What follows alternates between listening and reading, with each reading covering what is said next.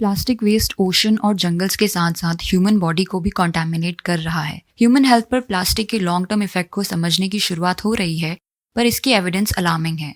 Microplastic हवा में, खाने में और यहाँ तक कि ऑर्गन्स और ब्लड में भी मिल रहे हैं। प्रोडक्शन से लेकर डिस्पोजल तक प्लास्टिक का कांस्टेंट एक्सपोजर और इनटेक इंसानी सेहत के लिए खतरा है। माइक्रोप्लास्टिक टाइनी प्लास्टिक पार्टिकल्स होते हैं जो बड़े प्लास्टिक आइटम के टूटने पर बनते हैं या इंडिविजुअल यूज के लिए स्मॉल पैलेट्स के रूप में बनाए जाते हैं। ये पार्टिकल्स हमारे एनवायरनमेंट के हर एस्पेक्ट में घुस गए हैं। प्लास्टिक में बहुत ज़्यादा केमिकल्स होते हैं जो पहले सोचे नहीं गए थे। प्लास्टिक में 16,000 से भी ज़्यादा केमिकल्स होते हैं, जिनमें से कई अनटेस्टेड हैं और ये ह्यूमन हेल्थ के लिए टॉक्सिक भी हो सकते हैं। इनमें से कम 4200 यानी 28% एनवायरनमेंट और ह्यूमन हेल्थ के लिए हाईली हजार्डस हैं।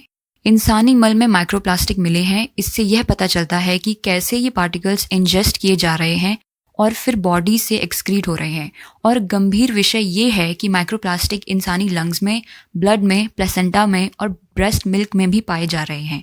इससे ये पता चलता है कि माइक्रोप्लास्टिक जीवन के शुरू होने के साथ साथ इंसान के साथ घुलने मिलने लगते हैं और गर्भ में भी भ्रूण को नुकसान पहुंचा रहे हैं। जिस हवा में हम सांस लेते हैं और जो खाना हम खाते हैं, माइक्रोप्लास्टिक उसमें भी पाया गया है। रिसर्च में पाया गया है कि ग्लोबल ब्रांड्स के कमर्शियली अवेलेबल फूड ग्रेड के टेबल सॉल्ट के 90% सैंपल में माइक्रोप्लास्टिक हैं। इतनी वाइड स्प्रेड कॉन्टैमिनेशन ये हाईलाइट करती है कि माइक्रोप्लास्टिक और प्लास्टिक ह्यूमन के लिए कितने परवेसिव हो चुके हैं। माइक्रोप्लास्टिक कई तरह के कमर्शियली अवेलेबल फूड में पाया गया है।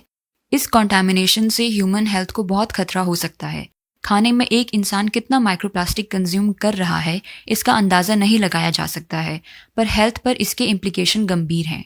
माइक्रोप्लास्टिक पर टॉक्सिकोलॉजिकल स्टडीज़ बढ़ती जा रही हैं। एक्सपेरिमेंट से पता चला है कि माइक्रोप्लास्टिक से एक्सपोजर कई तरह के टॉक्सिक इफेक्ट को बढ़ा देता है, जैसे oxidative stress, metabolic disorder, immune response, neurotoxicity और यहाँ तक कि रिप्रोडक्टिव और डेवलपमेंटल टॉक्सिसिटी। हालांकि टेक्निकल मेथड्स की कमी की वजह से माइक्रोप्लास्टिक की एब्जॉर्प्शन, मेटाबॉलिज्म, माइग्रेशन, ट्रांसफॉर्मेशन और एक्यूमुलेशन पर कोई सिस्टमैटिक रिसर्च नहीं है। एक रीसेंट रिव्यू में पता चला है कि माइक्रोप्लास्टिक पूरे ह्यूमन बॉडी में ब्लड के थ्रू ट्रांसपोर्ट होते हैं। इंसानी शरीर में पीई, पीईटी, पीपी, पीएस और पीसी जैसे माइक्रोप्लास्टिक पाए गए हैं। प्रेग्नेंट वुमेन और नवजात बच्चे माइक्रोप्लास्टिक के एक्सपोजर से होने वाले सबसे सेंसिटिव ह्यूमन हैं।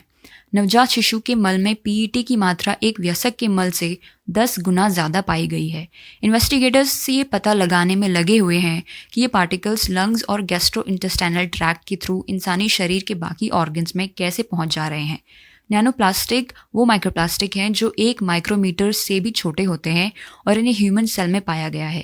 लेबोरेटरी टेस्ट में पाया गया है कि माइक्रोप्लास्टिक ह्यूमन सेल में एलर्जिक रिएक्शन क्रिएट करते हैं और सेल डेथ का कारण भी बनते हैं। ह्यूमंस में प्लास्टिक और माइक्रोप्लास्टिक का मिलना प्लास्टिक पोल्यूशन के परवेसिव नेचर को दर्शाता है। माइक्रोप्लास्टिक के हेल्थ पर लॉन्ग इफेक्ट को समझने में अभी लंबा समय लग सकता है, पर अब तक के एविडेंस अर्जेंट एक्शन लेने की तरफ इशारा करते हैं।